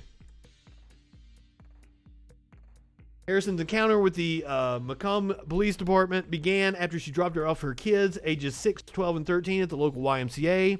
She then stopped to offer a ride to a stranger caught in the rain when she saw the police behind her with their lights on. Believing that the officers were trying to move ahead of her in pursuit of someone else, Harrison pulled over to the left side of the road and kept moving. Police followed Harrison for just over 2 minutes before she realized she was the one being pulled over. When two officers approached her car, Harrison said she struggled to inform them that the driver's side window couldn't be rolled down. She instead unlocked her door, after which the situation escalated. She said the officers then pulled the door open and began to bark orders at her. Harrison was intoxicated during the encounter, according to the arrest report, which I do not believe. Officers say they smelled booze from the car and observed her with bloodshot, watery eyes and slurred speech. They also say her passenger later told them at the station that she watched Harrison take 2 shots of Fireball whiskey. But Harrison says she simply froze up while being given a flurry of orders. We've watched the videos like that numerous times. Harrison also says the officers never told her why she was being pulled over, nor did they use a breathalyzer or conduct any other sobriety test. So basically they're saying that the stranger she picked up, that they may have harassed to get a confession out of, that's all the evidence they have. In the state of Illinois, however, police can arrest someone on probable cause if they have reason to believe they've had a drink. Wow. fucking bullshit. This situation proves why this situation is needed. If you see someone pulled over by the cops, you should probably stop and make sure they're okay. This piece coming to us from the Daily Dot. They may have saved her life. Police stop a black woman and countless cars pull over to check on her. When I see a young African American woman screaming for help, and it's 3 to 4 white police with the guns drawn on her, and she's unarmed. And this happened in Missouri.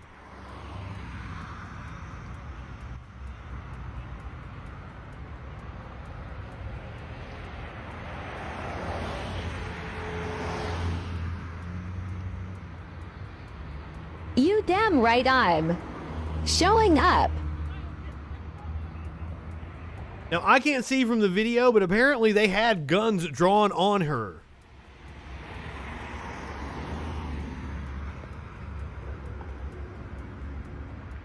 And showing out.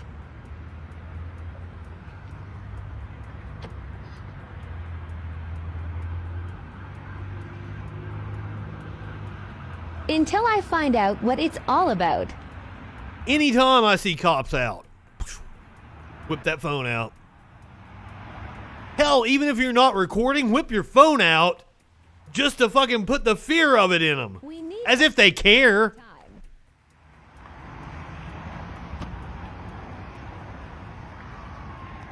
We've seen cops do absolutely egregious things when they know they're being recorded. She deserves the same respect that homegrown terrorists got.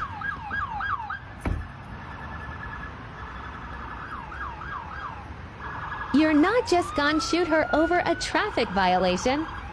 My God!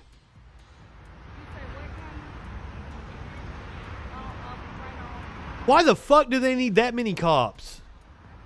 Not today.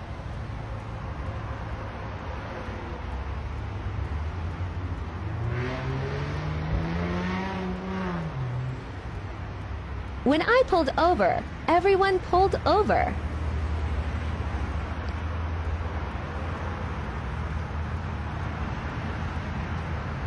That's what we need. More of.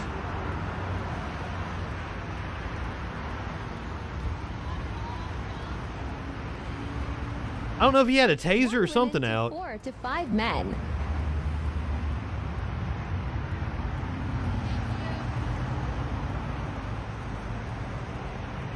I like how TikTok labeled this as this action in the action in this video could result in serious injury. Yeah, from the cops. From a distance, the man riding with the woman is swiftly taken out of the car by Missouri police. It's unclear which police department was involved. Drivers began pulling over to investigate the situation. Actually have an account? Do we have a news report?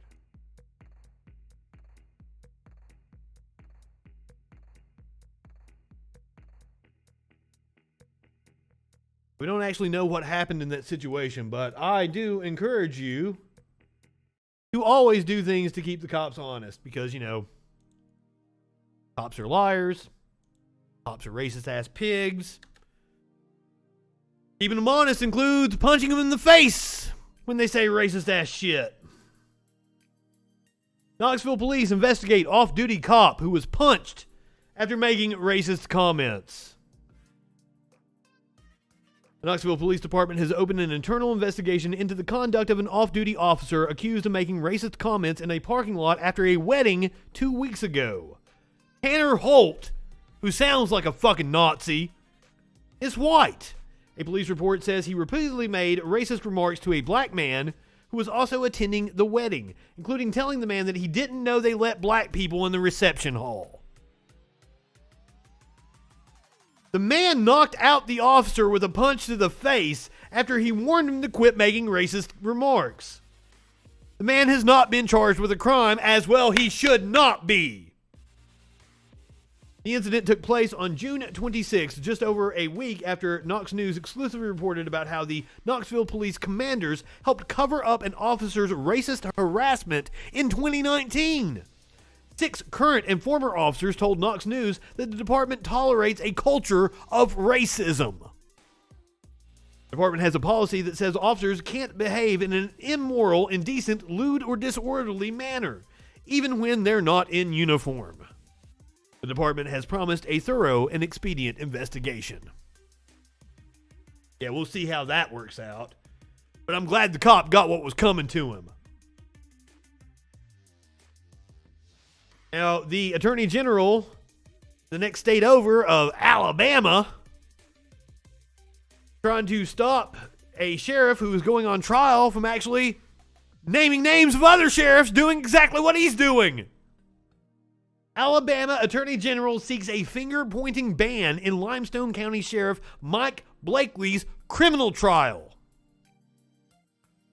State prosecutors are asking the judge in Limestone County to keep Mike Blakely from using an everyone is doing it and the state is picking on me defense, which I'm cool with that. That is not a defense to use in court. However, sir, if others are doing it, please tell us about it. They don't want Blakely naming other officials engaged in similar activities he is charged in. Blakely faces 11 ethics and theft charges and could lose his post. Wait, could lose his post. He's awaiting trial and he's still the goddamn sheriff. And spend decades in jail if convicted. In a motion filed Tuesday, Alabama Attorney General Steve Marshall and Assistant Attorney General Jasper Roberts Jr. asked the court to exclude any evidence or argument about other state employees, public officers, or public officials having engaged in conduct or acts similar to the actions they allege against Blakely, but have not been prosecuted. Prosecutors explaining they submitted this last-minute motion because they only learned Blakely intends to offer evidence of other public employees engaging in acts similar during his trial. They argue that information has no relevance in the case against Blakely and would muddy the waters. A judge has not yet ruled on the motion. If I remember correctly, he was accused of using the jail funds. See, for some reason, the sheriff can use the jail funds at their discretion, and if they have money left over, they can pocket it. And that's what this sheriff was doing. He was skimming on everything that he could, including food in the jail, so that he could pocket the extra money. Taxpayer dollars going to finance his corruption. And yes, that is a very common practice around Alabama and other small towns. People wonder why we hate the cops. Jesus! To the stories I just did, those stories, all those, not indicate that the cops are corrupt as fuck. It is no wonder people in the U.S. have this opinion of the cops. 2 women stole a Blue Lives Matter flag, and we're getting ready to watch them set it on fire.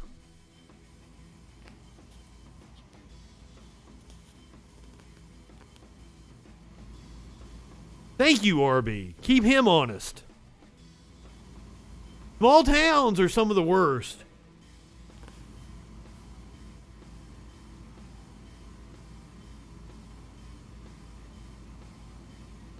By the way, this story came to us from the New York Post because they made a big deal about the women setting the Blue Lives Matter flag on fire. I don't know why. Who gives a shit? If I ever see one out in the wild, I am totally stealing it. And I will piss on it. I'll shit on it. I'll set it on fire. I don't give a shit. Whatever. You guys can decide what I can do with it. I'm known for stealing flags, by the way. If I see a Confederate flag, I steal it. Curiouser, are you in here? She will vouch for that. She saw me steal 2 Confederate flags. I don't think I have them anymore. I think I gave them back to her. I didn't steal them from her. She saw me steal them from somebody she knew. I gave them to her as a souvenir, I believe. There we go.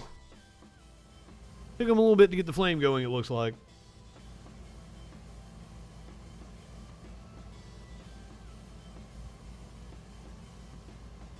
Good job, ladies. Do it. I'm not saying I advocate stealing other people's property. But you totally should.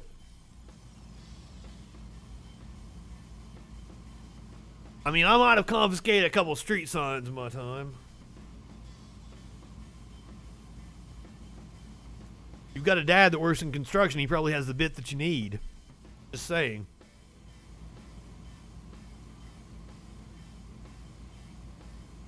So, good on you, ladies. I enjoy you burning the flag.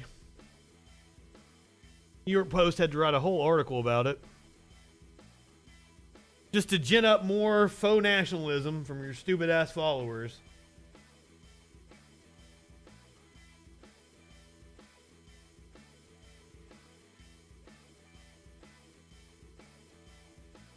Let's talk about gun laws in Tennessee, shall we? I actually have a stand-up bit. God, I haven't even done that bit in a while. I can't remember. When Tennessee passed a law that you could carry a gun in a bar, I had a whole bit about that. It was really... fuck. I don't remember how it goes. Been a while since I did that bit. Tennessee manager sounds off after customer leaves purse with loaded gun in restaurant. For those of you who don't know, July 1st, permitless carry law in Tennessee went into effect.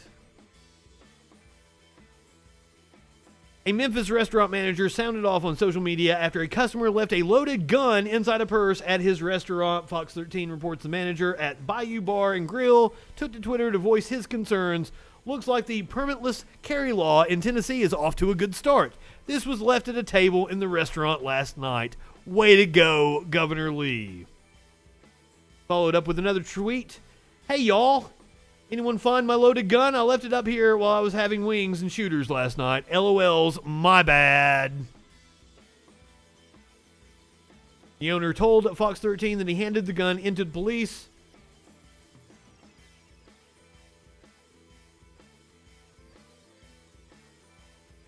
A tactical training business owner said it's the responsibility of gun owners to keep it safe and secure.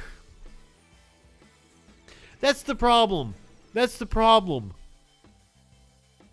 Most people are fucking idiots.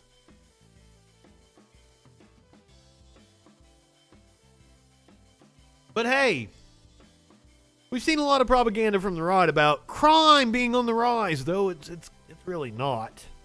Still at historically low levels. It's had a slight uptick in the last few years. Rising crime in cities like Chicago should not lead to more policing.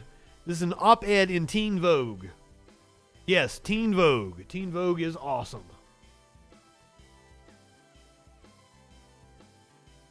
I was on my way to work as a public defender when I heard that a 7-year-old girl named Jacelyn was shot to death in the back seat of her dad's car while at a McDonald's drive-thru. The shooting happened on Chicago's west side near my office.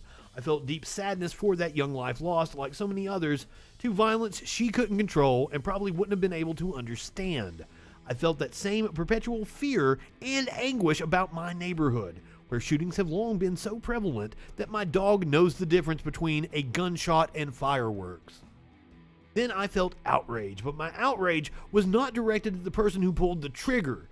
I know he or she was most likely a survivor of violence he or she could not control, of a daily traumatic oppression by hyper-policing and surveillance, of being trapped with literally no way out, of shame, of isolation, maybe even in and out of the incarceral system. Now this is me editorializing after I finished her words. The prison system breeds criminals. You put somebody in a jail cell like we saw the young lady that was incarcerated earlier, and you treat them like that. And then you wonder why they act in an inhuman fashion. My outrage was about how a tragic death was once again being weaponized by the media, police, leaders, and lawmakers to scare the public into thinking reform is the culprit and more police is the answer. As many people have pointed out, if more police led to less crime, we should be the safest nation on the world in the history of the world. The TV reports and local news coverage parroted police talking points while exposing the criminal record of the little girl's father. Wow, who was seriously wounded during the incident. Meanwhile, Chicago leaders used the opportunity to become fearmongers about violent criminals, slamming modest reforms that have barely had a chance to take hold, let alone create any kind of causation. It is simple. My pot dealer needs to get back in town. I've got 2 more fucking days. Apparently, I can't do this shit. It is simple, they told us. Like every time before, we need more police officers and more black people in cages. Once again, this narrative became the prevailing one. And once again, people are accepting it. It's because that's what they want to believe. It's because these dumb fuck right-wingers that are in power want to believe that. Because it doesn't challenge their power. The pattern of fear-driven policing is not limited to Chicago. For the past half-century, politicians and police, enabled by an all-too-willing media, and that's another thing. I see a lot of comments about how the media demonizes cops. No, I worked in the media. We sucked cop cock all the time. It was easy stories for me to report whatever the fucking cop called and told me. Enabled by an all-too-willing media, have weaponized tragedies, cherry-picked statistics, and become fearmongers over crime. They've done so to convince people that somehow it's a good idea to support the same costly, wasteful, racist, and yes, violent strategies of policing and criminalization that continue to create conditions that allow little black girls to get shot in what would be the safety of their parents' car at McDonald's. So, I encourage everyone to go to Teen Vogue and finish reading that piece. As a public defender talking about crime, I'm sure they get into all the details.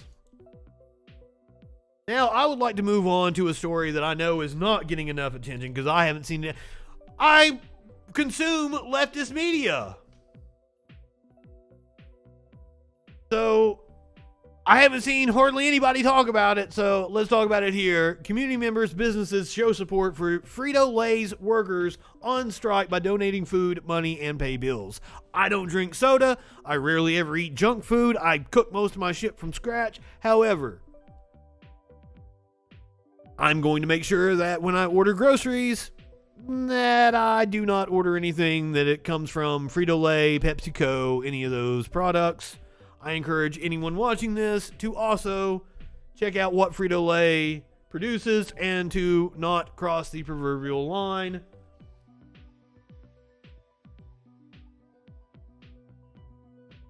Community support is rolling in for Frito-Lay workers on strike in Topeka, Kansas. Going into the second day of the first strike outside of Topeka's Frito-Lay plant in nearly 50 years, a local relief fund has been set up to cover some union members' utility bills as area businesses showed support for those on the front line. Members of Local 218 of Bakery, Confectionery, Tobacco Workers, and Grain Millers Union went on strike Monday after about 400 members voted down over the weekend a recent contract offer from Frito-Lay. The strike will last for an indefinite amount of time, and workers participating in the boycott are going without pay until it concludes. Given some union members may struggle financially during that time, a local relief fund organized by 785 magazine aims to raise enough money to cover each union member's water bill for the month of July. Beautiful. As of mid-afternoon on Tuesday, about 20 people had donated to the fund, raising close to $1,000. Fund organizers hope to raise more than $24,000 by 8 p.m. July 23rd to cover strikers' water bills this month. The fundraiser may be found online at 785.com/local 218 utility relief fund. I am going to copy the link. I should be able to post links, unlike you fucks. There you go. If you feel so inclined, please donate to the union workers. I would do it on the screen where you guys can see, but financial information. What's up, Adam? Let's talk about some other workers' rights. Iceland's 4-day work week has been deemed an overwhelming success after trial.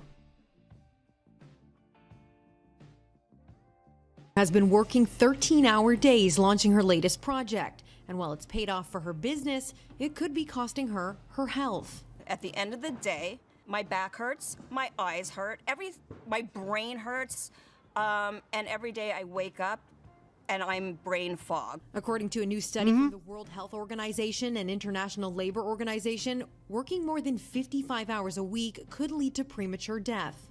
Stress in one's life, both directly. I think we should have like a 30-hour work week, 28-hour work week. Health behaviors that people might have could contribute to the development of many chronic diseases. Including the study found a 35% greater risk of stroke and 17% risk of heart disease. Is it odd? Is it a coincidence that my generation is the first generation to have a shorter life expectancy than previous generations? Could that have something to do with this rat race capitalism we're constantly participating in? Pandemic, thanks to working from home and being constantly connected. There is a sense of guilt. There's a sense of obligation. Maybe you should be responding to the needs of your employer. Hassan Youssef, president of the Canadian Labor Congress. 15-hour, I mean, when I say 25 or 28-hour work week, 30-hour work week, I'm saying I am saying what I think we could do realistically right now in our system. I have always advocated for lowering the work week, because then you drive up the cost of labor. I am for anything that drives up the cost of labor. 6 hours, 4 days a week sounds great. I mean, studies show you only get about 3 or 4 hours of work done at work, sitting at a job.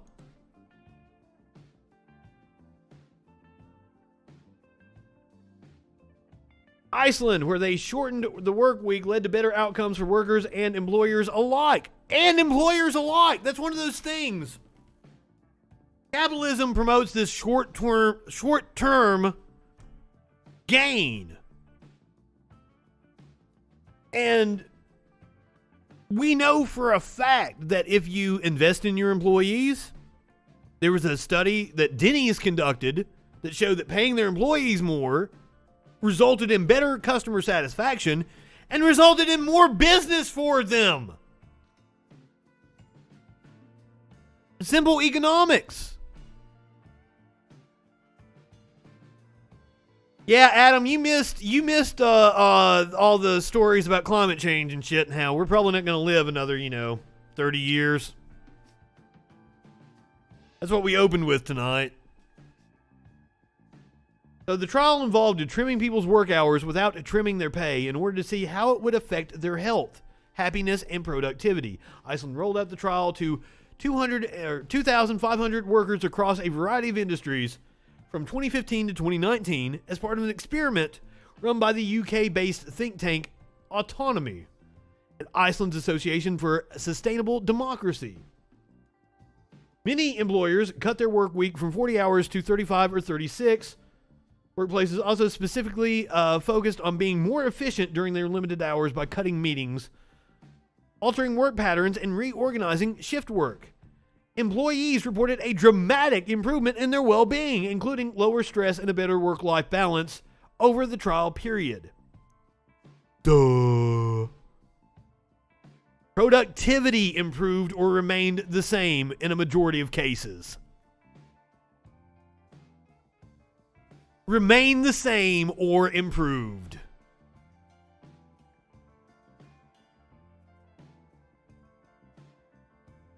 I'm a policy wonk. I'm into electoral politics. I actually saw a libertarian page share out, is it time for revolution? Have you knocked on doors? Have you donated to candidates? Have you voted in the midterms? Blah, blah, blah, blah, blah. If you answered no to any of those questions, then it's not time for a revolution.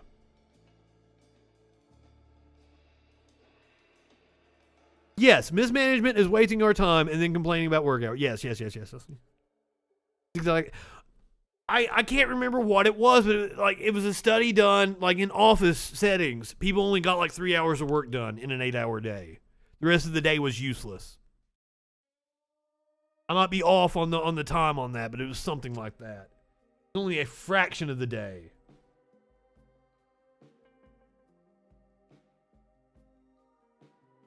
All right, now, we got the Olympics coming up. Now, I am of the opinion that the Olympics are nothing but a collection of sports that no one would pay to watch individually, but some people are really into it. Apparently not this woman who was arrested for trying to put out the Olympic torch with a water gun. A 53-year-old woman in Japan was arrested on Sunday for shooting a water gun at the Olympic torch during a relay as she protested the decision to hold the Tokyo Games amid the pandemic. This might have been last Sunday.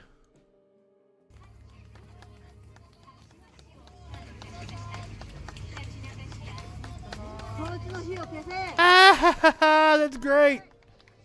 I'm sad she didn't succeed.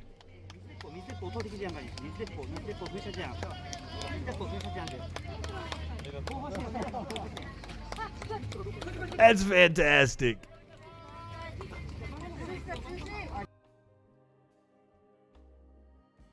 How's it already in Japan? Doesn't it go all over the world? Yes, she's a hero. Are we that close? Does it start next week or something? Shit. One more time.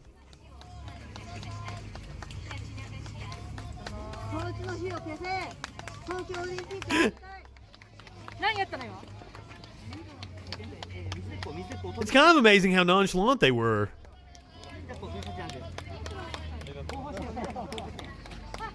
I want to look into exactly what they do to that fucking torch to keep it going.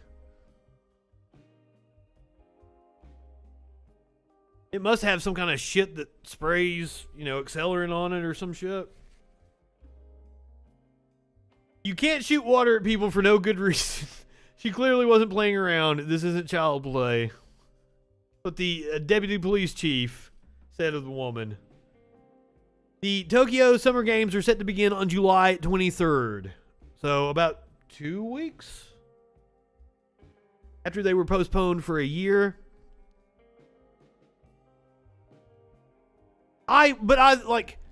Doesn't the torch travel all over the world on its way to, wouldn't it be in Japan for the last, but then again, they are walking, so if they're going the entire length of Japan.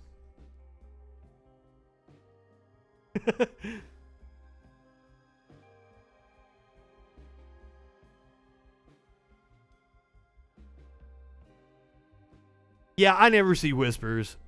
I'll be like, oh shit, somebody whispered at me. And usually it's somebody yelling. Some kind of Nazi. A Nazi came into our fucking Discord the other day. Posted 88 strobing gifs.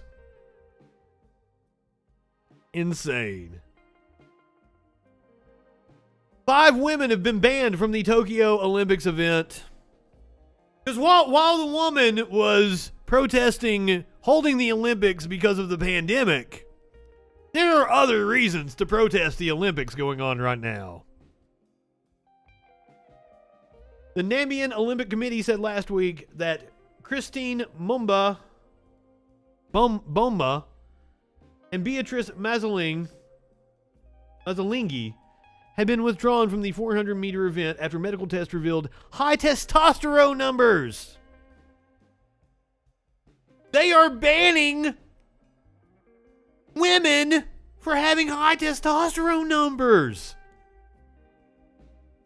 5 female distance sprinters set to compete at the Tokyo Olympics have been barred from specific events due to their high natural testosterone levels.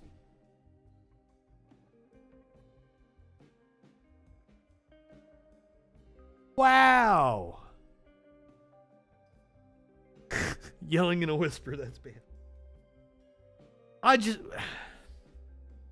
World athletics rules stipulate that women competing in races between 400 meters and a mile are required to have testosterone levels below 5 nanomoles per liter. What the fuck? Competition has also been derailed for 2-time South African Olympian Caster Semenya. Francine Nyama, I am sorry, I'm fucking your name up. Please. Nyan Saba, and Margaret Wambua of Kenya. They were all prohibited from taking part in the 800-meter event at Tokyo.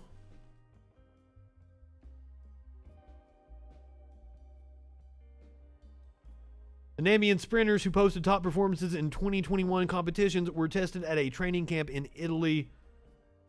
Results from the testing center indicate that both athletes have a naturally high testosterone level.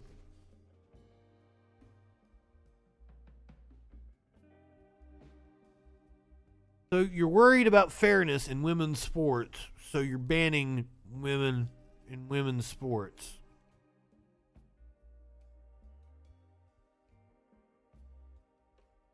Yeah, that's what I thought, that they traveled all around the world and then made it to, like, I thought it was odd that it was already in Japan. But I guess, like, if it's traveling the distance of Japan, it probably would take it 2 weeks to get to Tokyo. Is that where they're holding it? Like some city outside of Tokyo. Speaking of shit being banned at the Olympics, apparently the U.S. and our stupidity is behind the reason why Sha'Carri Richardson can't run in the Olympics. I do want to address something before we get started with this story. Apparently she had some tweets she made when she was a teenager. One of them seemed to have been some internalized homophobia, because she's gay, as I understand it. I'm sorry I can't give you something to take the edge off. I don't have any myself.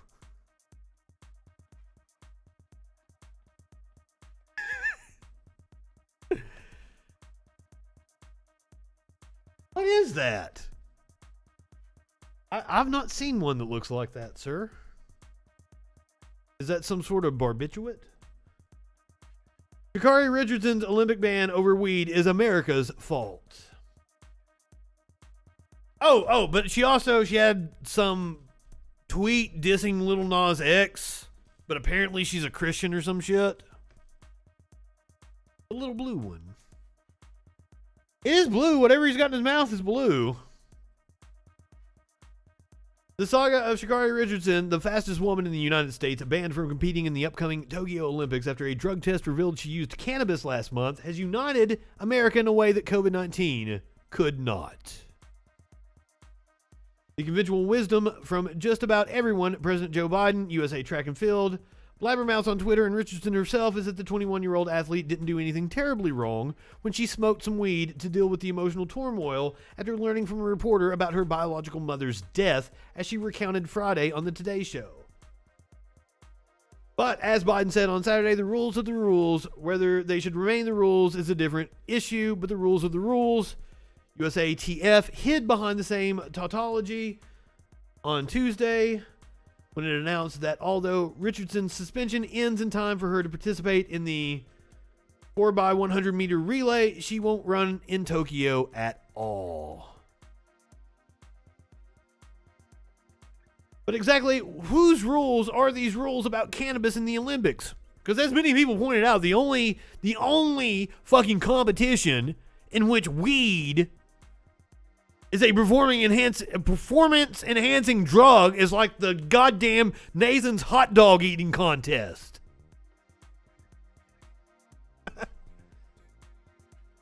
The scientific basis originates from a research paper that relies solely on data collected decades ago by an employee at the National Institutes on Drug Abuse.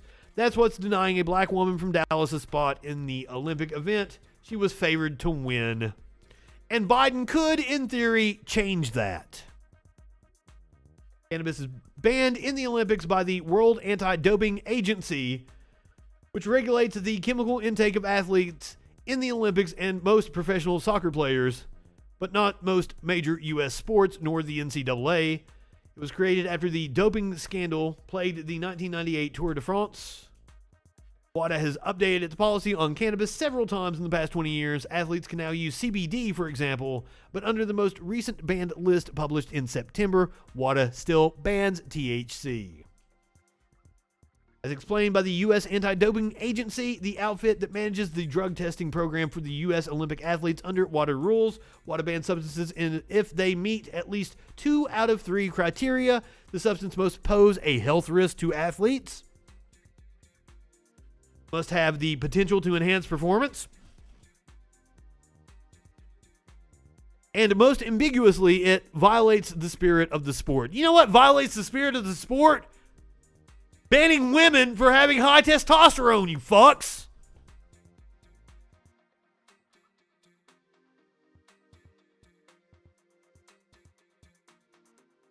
Also, causing controversy at the Olympics, hair caps for black hair. But apparently, those are some rules they're going to take a second look at. The International Swimming Federation says it will revisit its decision barring a swimming cap designed specifically for natural black hair from being used in competition. The makers of the Soul Cap, a product tailor-made so that swimmers with voluminous afro-textured hair can protect their hair while in the water, said on Instagram last week that the sport's governing body had denied their application for certification. The decision effectively ensured that the cap would not be used when the Olympic Games begin this month.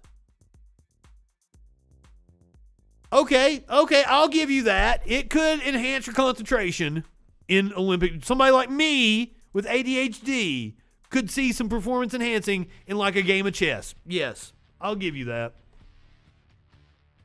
The news drew considerable backlash, prompting the International Swimming Federation, also known as FINA, to release a statement on Friday acknowledging the public response and announcing that it was reviewing the situation.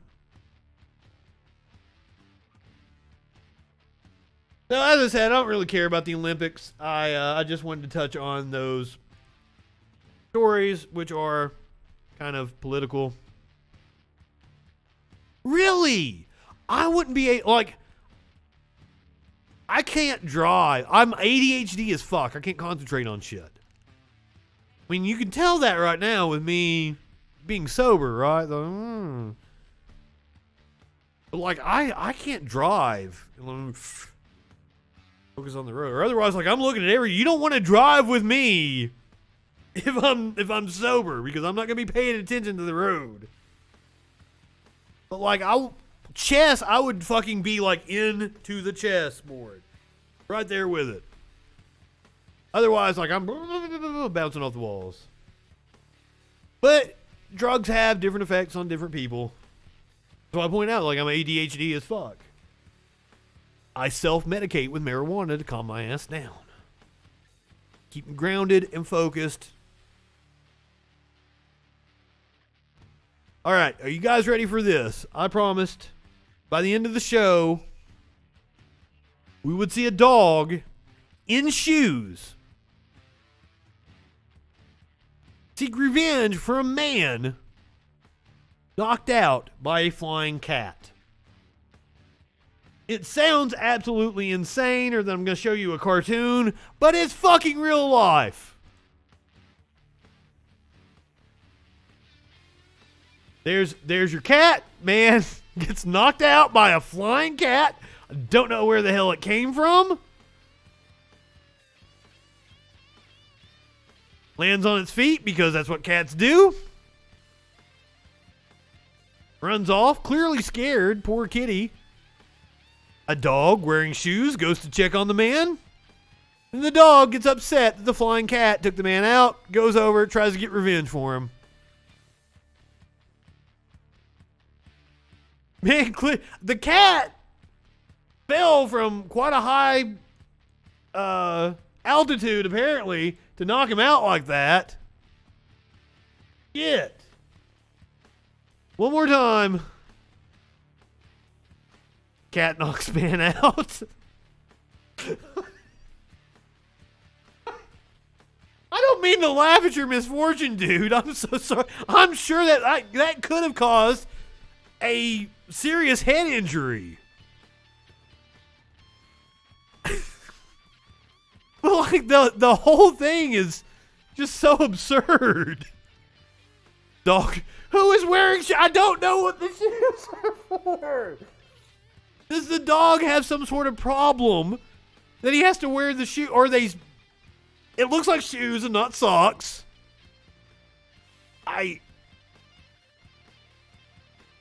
Why does the dog have shoes on?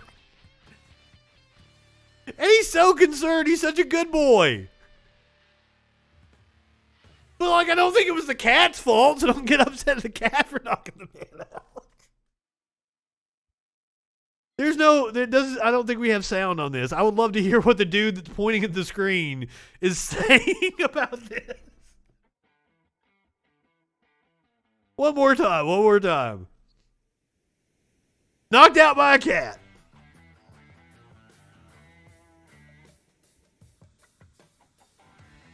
And the kitty is so cute. That's what I'm saying. Like, the cat had to fall from a height to knock him out like that. Like 3, 4, 5 stories, maybe. Poor kitty, though.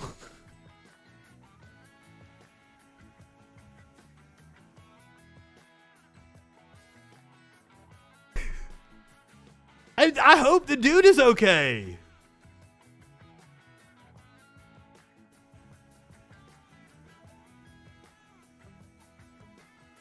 Hey, cats are mean. I have no... Smokey and Socks love the shit out of me, would never do anything to me. But if Maynard had the chance, Maynard would slit my fucking throat.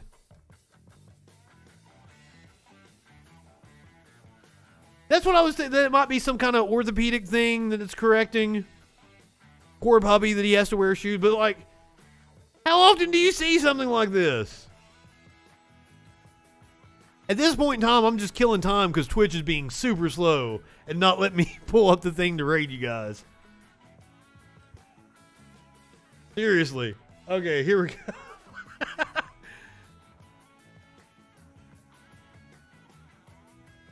Hey, that could be it too. Look, whoa. Does it have sandals and socks on? Or are they shoes? Is that a sandal and then a sock? Or is that a one-piece shoe?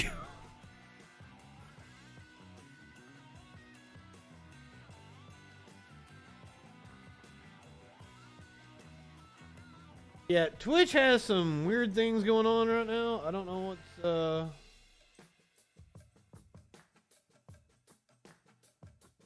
it's not being nice to me, which it wouldn't let me go live originally. If you were watching on Twitch, he's a yuppie dog. Wearing the socks and the sandals together.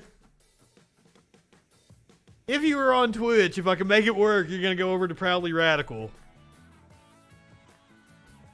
Maybe. Oh, it's saying something went wrong. I may not be able to sit you guys over there. I don't know what's going on. But anyway, that'll do it for me. Go ahead, light one up, tip one back. It's all right to have a little fun before you hit the sack. I'm Justin FREAKIN. We will see you tomorrow night on the Troll Patrol Live.